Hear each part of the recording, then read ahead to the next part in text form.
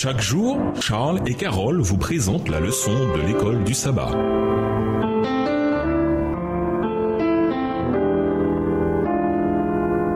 Bienvenue dans votre émission. Dieu nous parle. Nous voilà à la leçon de jeudi, la fidélité de Daniel. Lisons Daniel 6, puis répondons aux questions suivantes. Daniel 6. Darius trouva bon d'établir sur le royaume 120 satrapes qui devaient être dans tout le royaume.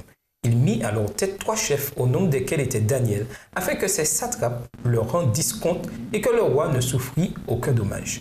Daniel surpassait les chefs et les satrapes parce qu'il y avait en lui un esprit supérieur et le roi pensait à l'établir sur tout le royaume. Alors les chefs et les satrapes cherchèrent une occasion d'accuser Daniel en ce qui concernait les affaires du royaume. Mais ils ne purent trouver aucune occasion, ni aucune chose à reprendre, parce qu'il était fidèle et qu'on n'apercevait chez lui ni faute, ni rien de mauvais. Et ces hommes dirent, « Nous ne trouverons aucune occasion contre ce Daniel, à moins que nous n'en trouvions une dans la loi de son Dieu. » Verset 6. Puis ses chefs et ses satrapes se rendirent tumultueusement auprès du roi et lui parlèrent ainsi. « Roi Darius, vis éternellement. Tous les chefs du royaume, les intendants, les satrapes, les conseillers et les gouverneurs sont d'avis qu'il soit publié un édit royal avec une défense sévère portant que quiconque dans l'espace de 30 jours adressera des prières à quelque dieu ou à quelque homme excepté à 3 au roi sera jeté dans la fosse au lion. Maintenant au roi confirme la défense et écrit le décret afin qu'il soit irrévocable selon la loi des Mèdes et des Perses qui est immuable. » Là-dessus, le roi Darius écrivit le décret et la défense.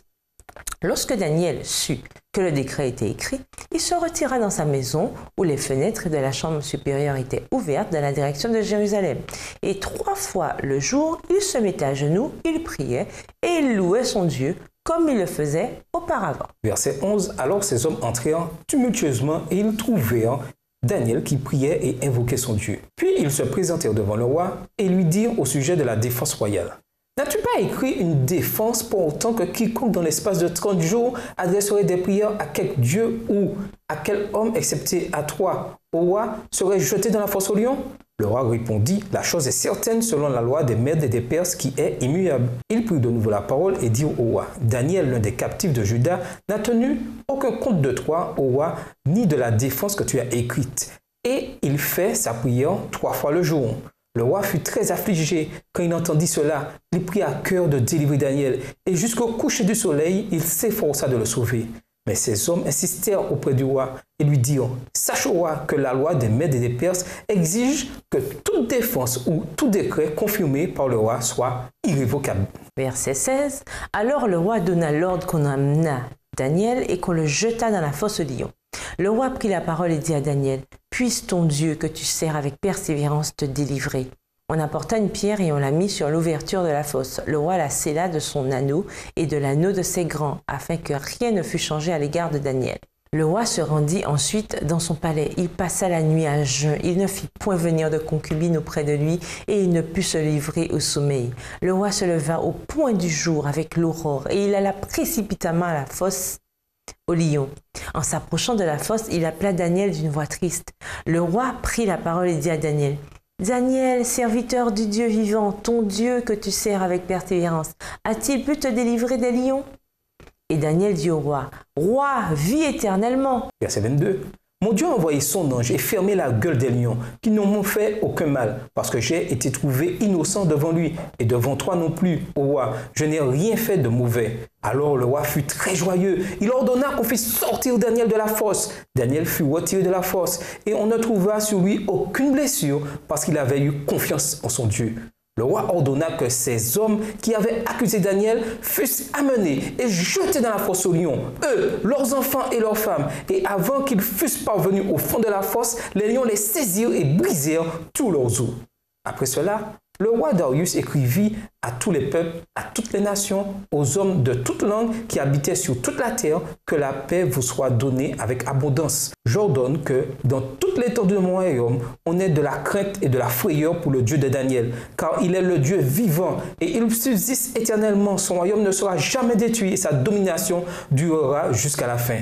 C'est lui qui délivre et qui sauve, qui opère des signes et des prodiges dans les cieux et sur la terre. C'est lui qui a délivré Daniel de la puissance des lions. Daniel prospéra sous le règne de Darius et sous le règne de Cyrus le Perse. Première question.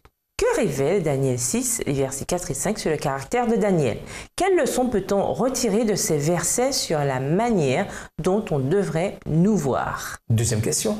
Quel parallèle trouve-t-on dans ce chapitre qui le relie aux derniers événements décrits dans le livre d'Apocalypse, voir Apocalypse 13, les versets 4, 5 et 11 à 17. Apocalypse 13, les versets 4, 5, 11 à 17. Et ils adorèrent le dragon parce qu'il avait donné l'autorité à la bête. Ils adorèrent la bête en disant « Qui est semblable à la bête et qui peut combattre contre elle ?»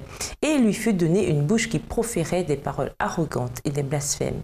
Et il lui fut donné le pouvoir d'agir pendant 42 mois. Puis je vis monter de la terre une autre bête qui avait 2 cornes semblables à celles d'un agneau et qui parlait comme un dragon. Elle exerçait toute l'autorité de la première bête en sa présence et elle faisait que la terre et ses habitants adoraient la première bête dont la blessure mortelle avait été guérie. Elle opérait de grands prodiges, même jusqu'à faire descendre du feu du ciel sur la terre à la vue des hommes. Et elle séduisait les habitants de la terre par les prodiges qui lui étaient donnés d'opérer en présence de la bête, disant aux habitants de la terre de faire une image de la bête qui avait la blessure de l'épée et qui vivait. Et il lui fut donné d'animer l'image de la bête, afin que l'image de la bête parlât, et qu'elle fit que tous ceux qui n'adoraient pas l'image de la bête fussent tués. Et elle fit que tous, petits et grands, riches et pauvres, libres et esclaves, reçussent une marque sur leurs mains droites et sur leur front, et que personne ne put acheter ni vendre sans avoir la marque, le nom de la bête ou le nombre de son nom. Troisième question. Mettez-vous à la place de Daniel dans cette situation. Quelles raisons ou quels arguments aurait-il pu avancer pour ne pas prier? En d'autres termes, comment aurait-il pu justifier de cesser de prier et ainsi s'épargner l'épreuve de la fosse au lion? Quatrième question. Selon vous, pourquoi Daniel a-t-il continué à prier comme il le faisait toujours, même s'il n'était pas obligé de le faire? Cinquième et dernière question. Qu'a dit le roi Darius, Daniel 6, verset 16, avant même que Daniel ne soit jeté dans la fosse au lion, et qui montre qu'il avait une certaine connaissance de la puissance du Dieu de Daniel? Qu'est-ce qui, dans ces paroles, révèle le témoignage de Daniel au roi au sujet du Dieu que Daniel adorait et servait? Daniel 6, verset 16. Alors le roi donna l'ordre qu'on amena Daniel et qu'on le jeta dans la fosse au lion. Le roi prit la parole et dit à Daniel, « Puisse ton Dieu que tu sers avec persévérance te délivrer. » Et nous vous laissons avec ces questions de réflexion. Daniel aurait-il pu éviter d'être jeté dans la fosse au lion? Que faire si nous nous retrouvons un jour dans une situation semblable? Au revoir. Et à demain si Dieu veut. Dieu nous parle. Chaque jour, Charles et Carole vous présentent la leçon de l'école du sabbat.